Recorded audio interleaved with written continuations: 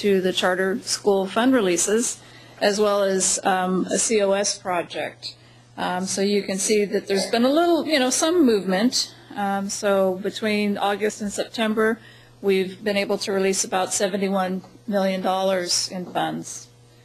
With that, I'm going to turn it over to Tracy Sharp to continue our presentation this morning. Thank you.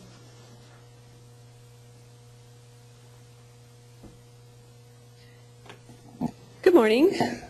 I'm Tracy Sharp with OPSC, and I am going to highlight for you one of the action items for the board today, and that is regarding the Overcrowded Relief Grant Program and potential next steps that the board may take on this program. As you know, the ORG program was established by Proposition 1D with $1 billion in bond authority. Up to this point, the board has there have been 8 funding cycles held. The last one closed at the end of July this year, and staff are currently processing those applications. Once these 8 funding cycles have all been approved and all the applications completed, we're looking at potentially 1,179 portable classroom buildings that will have been replaced. And based on projections of the approved projects to date and a review of the applications in-house, once these 8 funding cycles are completely approved, there will be approximately $287.4 million remaining in bond authority within the ORG program. So we're going to be providing this update to the board, letting them know where we've been, and giving them an opportunity to consider next steps. Options that we are presenting to the board tonight for consideration include adding additional filing rounds. The board can consider that in a number of ways: 1 filing period at a time, 2 more, 3 more, or direct staff to keep the filing rounds going at 2 per year until the bond authority is depleted. Staff is looking for direction on how the board would like to proceed. Or the board could determine at this time that they choose to take no action and consider it at a future time again. So that's the basic highlights of the ORG program item. Are there any questions in the audience here? Okay. Well, moving on, that's the total of our highlights for the agenda tonight.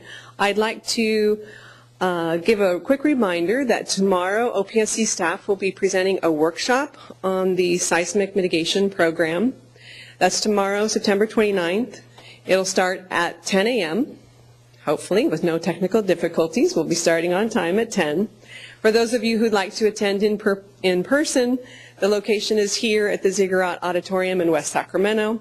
There's a link here where you can RSVP online, and through the same website where you're accessing this presentation, you can watch the presentation via webcast. And you'll look for that under meeting information if you're interested in either participating or watching. Okay, one more chance for questions. And seeing none, I will turn it over to Fred Yeager with the Department of Education.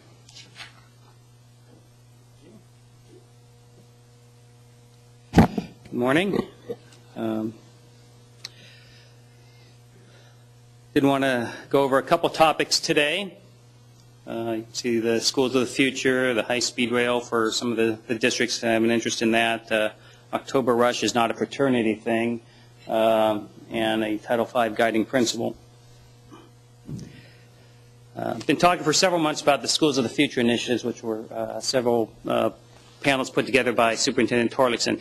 That report was made available Monday, and you can get it on our webpage there.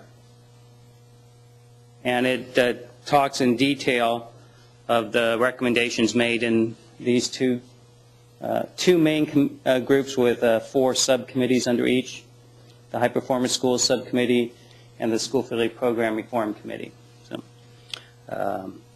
some of the recommendations made to Superintendent Torlakson include supporting a future statewide facilities bond, examining the regulations to ensure that they are streamlined, promote safety and sustainable schools, and to meet the needs of today's students. Highlight best practices by creating a web page with links to research on creating learner-centered, safe, sustainable schools that are centers of community. Talk a bit more about that here in a minute. And sponsor legislation to encourage schools to install solar and other renewable energy systems. And in that system, that last one, Diane Waters, our senior architect, was named as our energy liaison to work with districts as providing best practices and advocate before other agencies such as the Public Utility Commissions on ways to make it easier, more doable for districts to install solar. So more coming out on that.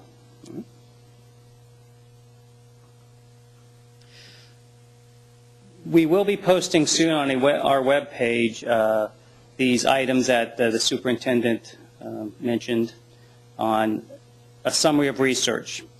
These are quick one-page summaries of research on these 4 topics: on how school facilities improve learning, sustainable schools improve learning and the environment, schools as centers of community, and safe school foster improved student learning.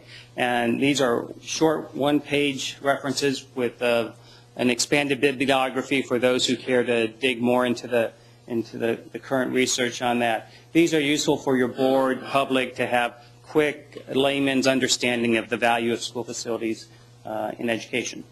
So look for that soon.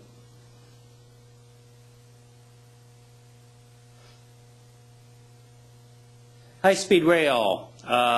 For those in the Central Valley, from approximately Merced to Bakersfield, the first segments of the Environmental Impact Report and the federal corollary of the Environmental Impact Statement has come out for those 2 links.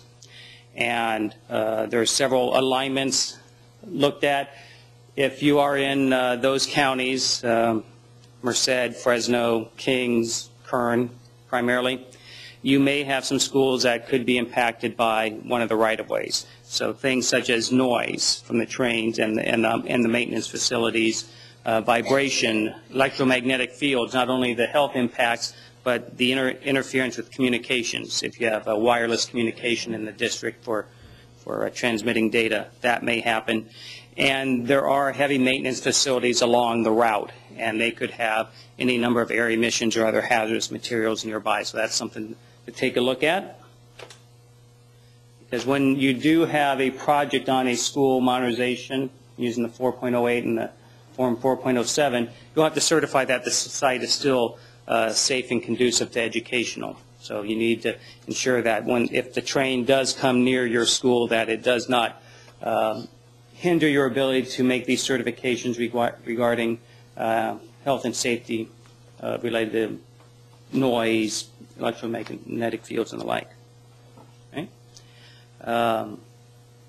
Comments due by October 13th, and this is like an 8 CD read, so if you're in that area, you might want to start reading that. But take a look at those areas generally that we highlighted, and you can give me a call if there's some other areas you want to talk about. We've been in contact with most of the districts and county offices along the way, and many of them are actively engaged with the High-Speed Rail Authority on ensuring that their schools are protected or mitigated. And then the subsequent links will take it from Bakersfield into Southern California and from Merced into San Jose or Sacramento. October rush is typically we experience a large influx of plans in October as districts look at the seabeds changes and to apply to OPSC by October 31st. So if you're in that situation where you need to get to OPSC by October 31st and you haven't submitted to us, got to do it now. And we'll try to get it out by October 31st. Okay. And to finish up, the Title V design principles. We're going to talk about these 2 regulations today regarding restrooms that are conveniently located, and if they are outdoor restrooms, that means they are not attached to a building or have an outdoor entrance, not that they're like outhouses. that have direct out access are located so that they are visibly supervisable from the playground. I have an example of that here. You can see here we have the restrooms down here, and a teacher with the students out here on physical education cannot supervise a student who has to go to the restroom if they are out in this area. Now, one way to mitigate that, this building was moved forward. You can see it reduced the area with the line of sight that's blind, but there's still a significant area that cannot be supervised by the teacher if a student goes from here to here.